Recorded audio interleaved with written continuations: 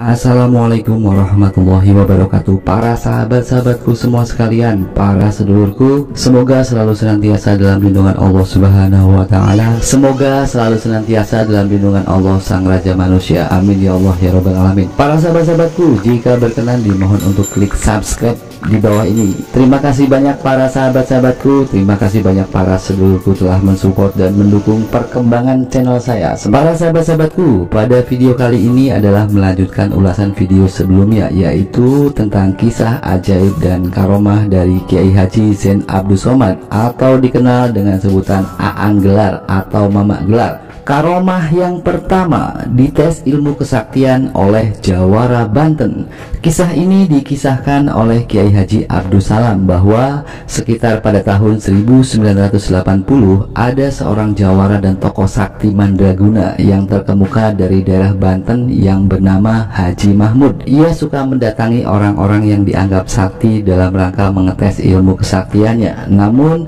dari sekian banyak orang sakti yang ia temui dan ia hadapi, tidak ada satupun yang berhasil mengalahkannya. Hingga pada suatu hari Haji Mahmud mendengar kabar bahwa ada seorang kiai sakti yang mumpuni dari daerah Cianjur yang bernama Mamak Gelar. Maka Haji Mahmud segera tertarik untuk mengetes ilmu kesaktian yang dimiliki oleh kiai tersebut. Kemudian tanpa berpikir panjang, ia lalu segera datang menuju alamat yang dimaksud, yaitu ke pesantren Gelar di daerah Cianjur, Jawa Barat. Akhirnya sang jawara atau Pak Haji Mahmud ini sudah sampai ke pesantren Gelar di daerah Cianjur. Kemudian pada saat Pak Haji Mahmud sedang berjalan memasuki area pesantren, sambil ia terlihat kebingungan karena ia baru pertama kali masuk ke pesantren tersebut. Dan pada saat itu Mamak Gelar sedang mengajar para santri-santrinya di masjid.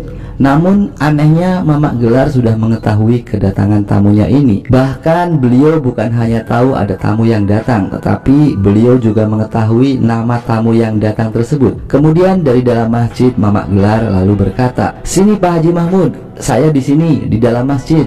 Mendengar ucapan tersebut, maka membuat sang jawara Banten yaitu Pak Haji Mahmud ini merasa terkejut, dan ia kemudian menyadari bahwa orang yang akan ia hadapi sekarang ini bukanlah orang sembarangan. Kemudian Pak Haji Mahmud segera mendekat dan Mamak Gelar menerima tamunya dengan baik, lalu diajaknya ke tempat ruangan tamu. Kemudian Mamak Gelar menyuguhkan hidangan kepada tamunya ini berupa buah mangga, namun tidak ada pisaunya. Dalam hatinya Pak Haji Mahmud kemudian bertanya, "Ini Mamak Gelar menyuguhkan buah mangga, kok tidak sama pisaunya? Gimana saya bisa mengupas buah mangga ini?" Namun ternyata ucapan di dalam hati Pak Haji Mahmud itu mampu didengar dengan baik oleh Mamak Gelar. Dan sambil tersenyum kemudian Mamak Gelar lalu menjawab, "Pak Haji Mahmud, itu kan pisaunya ada di belakangmu." Hal ini tentunya membuat Pak Haji Mahmud merasa sangat kaget, karena dari mana Mamak Gelar bisa mengetahui kalau ia membawa pisau pusaka yang diselipkan di belakang pakaiannya. Kemudian Pak Haji Mahmud mengeluarkan pisau pusakanya sembari ia berkata, "Rupanya Mamak Gelar sudah tahu kalau saya membawa pisau pusaka ini. Baiklah Mamak Gelar, bagaimana kalau kita main umpet-umpetan saja? Sekarang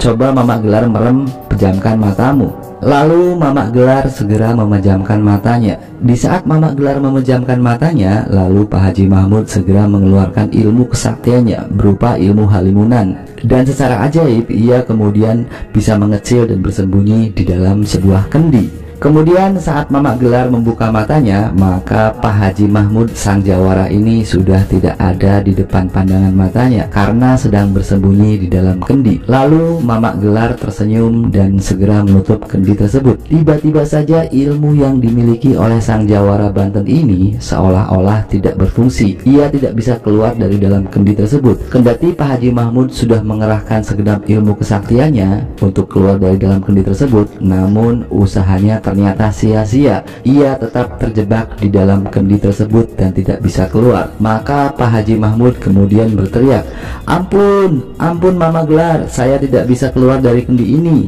Kemudian dibukalah kendi tersebut oleh Mamak Gelar, dan secara ajaib Haji Mahmud kemudian bisa keluar dari kendi tersebut. Kemudian sekarang tinggal giliran Mamak Gelar yang akan bersembunyi. Lalu Mamak Gelar menyuruh Pak Haji Mahmud untuk memejamkan matanya. Kemudian pada saat Pak Haji Mahmud memejamkan matanya, tiba-tiba keajaiban pun terjadi. Mamak Gelar menjadi mengecil dan kemudian bersembunyi di bawah tikar. Lalu saat membuka matanya, Pak Haji Mahmud tidak menemukan Mamak Gelar ada di depannya. Ia kemudian mencoba menggunakan ilmu kesaktiannya untuk mendeteksi di mana keberadaan aura Mamak Gelar. Namun ternyata ia tidak bisa menemukannya. Akhirnya Pak Haji Mahmud kemudian berkata, "Taluk, taluk Mamak Gelar, saya mengakui kalah." Kemudian Mamak Gelar keluar dari persembunyiannya di bawah tikar tersebut dan kembali membesar. Pak Haji Mahmud menyadari ketinggian ilmu yang dimiliki oleh Mamak Gelar, dan ia akhirnya ingin berguru kepada Mamak Gelar dan ingin menjadi santrinya. Dari situlah akhirnya Mamak Gelar memberikan banyak wejangan kepada Pak Haji Mahmud bahwa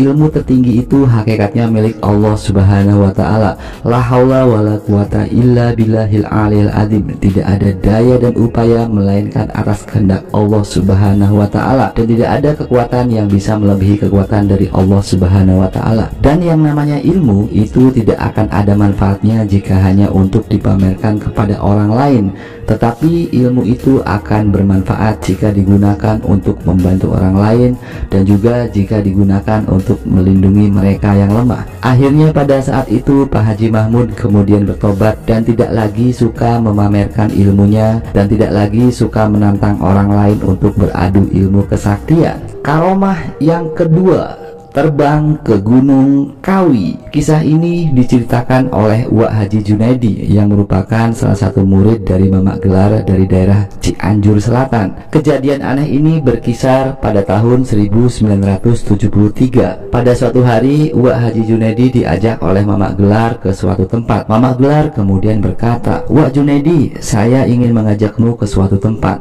Sekarang engkau pegang sorban Mamak, lalu pejamkanlah matamu." Kemudian Uwak Haji Junaidi memegang sorban Mamak Gelar dan kemudian memejamkan matanya. Tiba-tiba saja keajaiban pun terjadi. Yang dirasakan oleh Uwak Haji Junaidi pada saat itu adalah tubuhnya terasa naik ke atas dan angin begitu kencang menerpa wajahnya. Namun Uwak Haji Junaidi pada saat itu tidak berani untuk membuka matanya sebelum diperintahkan oleh Mamak Gelar. Sambil terus memejamkan matanya, tubuhnya terasa melayang-layang terbang di angkasa. Beberapa saat kemudian angin yang kencang itu pun kemudian terhenti. Lalu terdengarlah suara Mamak Gelar yang menyuruh Uwak Haji Junaidi untuk membuka matanya. "Sekarang bukalah matamu." Uwak Haji Junaidi kemudian segera membuka matanya dan betapa kaget dirinya karena pada saat itu ia sudah berada di tempat yang lain, bukan tempat yang awal waktu ia memejamkan mata. Terlihatlah banyak pepohonan dan sepertinya tempat itu adalah di area pegunungan. Lalu Mamak Gelar kemudian bertanya kepada Uwak Haji Junaidi, "Tahu nggak sekarang kita berada di mana?"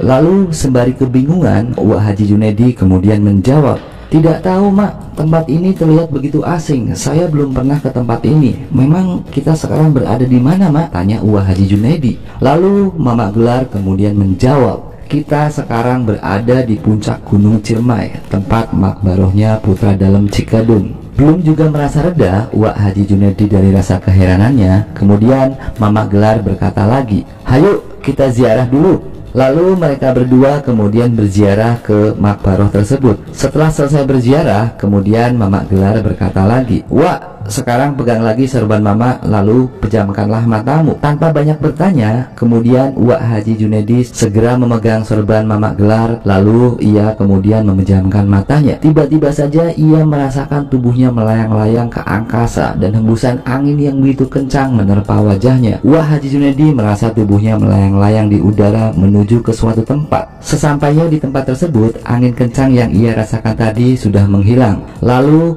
terdengarlah suara Mamak Gelar, "Wak, sekarang bukalah matamu." Uwak Haji Junaidi kemudian membuka matanya dan tampaklah pemandangan yang membuatnya terpana. Ia sekarang sudah berada di tempat yang lain, bukan tempat yang awal tadi ia memejamkan matanya. Tempat itu berada di area pegunungan karena terlihat dari banyak pepohonan yang begitu lebat dan juga dataran yang tinggi. Lalu Mamak Gelar kemudian bertanya lagi, "Wak, tahu nggak sekarang kita berada di mana?" Sambil melihat ke kanan dan ke kiri sembari merasa keheranan, kemudian Uwak Haji Junaidi lalu menjawab, "Saya tidak tahu, Mak. Tempat ini asing bagi saya karena saya belum pernah ke tempat ini sebelumnya." Kemudian Mamak Gelar berkata lagi, ini adalah tempat yang merusak akidah umat Islam. Mereka yang ingin jalan pintas, ingin cepat kaya raya secara mendadak datang ke tempat ini dengan cara yang musyrik. Ini adalah tempat pemujaan Gunung Kawi. Kemudian Mamak Gelar berkata lagi, "Yuk kita hancurkan tempat pemujaan ini." Kemudian Mamak Gelar dan Uwak Haji Junaidi merusak dan menghancurkan tempat pemujaan di Gunung Kawi tersebut. Setelah tempat bangunan tersebut sudah teracak-acak, kemudian Mamak Gelar berkata lagi,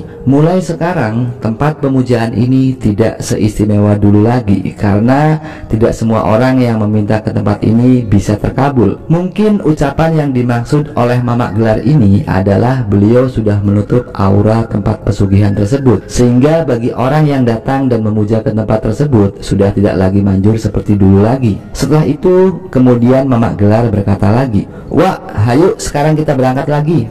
"Kita mau kemana lagi, Mak?" tanya Uwak Haji Junaidi. "Kita pulang saja, kita ngejar sholat subuh berjamaah di Masjid Tambak Baya Cianjur," jawab Mamak Gelar. Kemudian seperti biasa Mamak Gelar kemudian menyuruh Uwak Haji Junaidi memegang sorbannya dan memejamkan matanya. Beberapa saat kemudian Uwak Haji Junaidi merasakan melayang di udara dan sampailah mereka di Masjid Tambak Baya Cianjur sebelum waktu sholat subuh. Subhanallah, luar biasa. Dengan karomah yang dimiliki oleh Mamak Gelar, ternyata mampu terbang berpindah dari satu tempat ke tempat yang lainnya dengan begitu cepat. Karomah yang ketiga, bertemu dengan Mamak Gelar di Tanah Suci Mekah.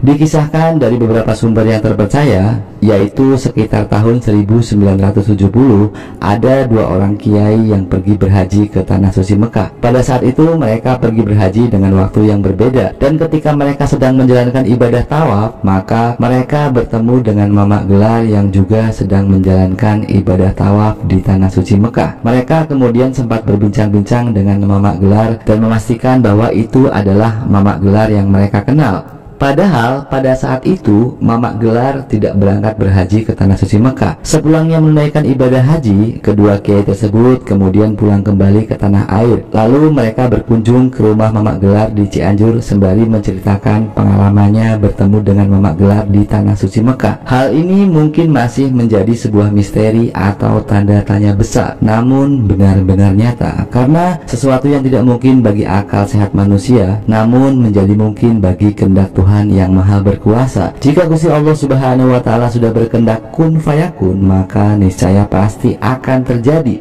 sekalipun itu adalah hal yang mustahil namun benar-benar nyata. Karomah yang keempat, keajaiban Mamak Gelar dan Aang Nuh Gentur memunculkan ikan dari dalam balong. Mamak Gelar dan Aang Nuh Gentur adalah ulama dari Cianjur, Jawa Barat yang sangat masyhur dan dikenal memiliki banyak sekali karomah. Dikisahkan pada suatu hari Mamak Gelar hendak mengadakan acara di Pondok Pesantren Gelar di daerah Cianjur, Jawa Barat. Beliau kemudian mengundang banyak kiai dan juga tidak lupa beliau mengundang Aang Nuh Gentur untuk hadir di acara tersebut. Maka pada hari yang sudah ditentukan, acara tersebut kemudian dihadiri oleh banyak orang yang terdiri dari banyak kiai dan ulama terkemuka. Maka datanglah Aang Nuh Gentur ke pesantren Gelar Cianjur. Pada saat itu Aang Nuh Gentur kemudian memukulkan tangannya ke balong dan tiba-tiba saja keajaiban pun terjadi. Banyak ikan-ikan yang berada dari dalam balong tersebut yang tiba-tiba saja muncul ke permukaan, kemudian langsung naik ke daratan. Melihat hal tersebut, kemudian Mamak Gelar tersenyum dan beliau juga tidak mau kalah. Mamak Gelar lalu memukulkan tangannya ke balong tersebut dan tiba-tiba saja keajaiban pun terjadi. Banyak ikan-ikan yang berada dari dalam balong tersebut yang kemudian muncul ke permukaan lalu naik ke daratan. Bahkan yang lebih anehnya lagi, ikan-ikan tersebut sudah matang dan sudah menjadi pepes ikan. Kemudian Mamak Gelar berkata sembari bercanda, "Itulah bedanya orang yang merokok dan orang yang tidak merokok. Kalau Mamak Nuh mah merokok, jadi ikannya muncul belum matang. Kalau Mamak Gelar mah tidak merokok, jadi ikannya muncul sudah matang dan sudah dipepes." Wallahu a'lam bishawab, hanya Allah yang maha tahu. Para sahabat-sahabatku, banyak hal-hal yang aneh dan ajaib yang merupakan tanda-tanda kekuasaan Allah Subhanahu wa Ta'ala yang diberikan kepada orang-orang yang dikehendaki, yaitu orang-orang yang soleh dan orang-orang yang senantiasa mendekatkan dirinya kepada Allah Subhanahu wa Ta'ala. Maka Allah Subhanahu wa Ta'ala memberikan karomah kepada para waliullah, dan Allah Subhanahu wa Ta'ala juga akan memberikan maunah kepada orang-orang yang soleh. Kesemuanya itu adalah hal-hal yang ajaib yang mungkin di luar akal sehat dan akal logika kita. Karena sesungguhnya para sahabatku, tidak ada hal yang mustahil. Jika Allah Subhanahu wa Ta'ala sudah berkehendak kun fayakun, maka niscaya hal tersulit di muka bumi ini pun pasti akan terjadi. Wassalamualaikum warahmatullahi wabarakatuh.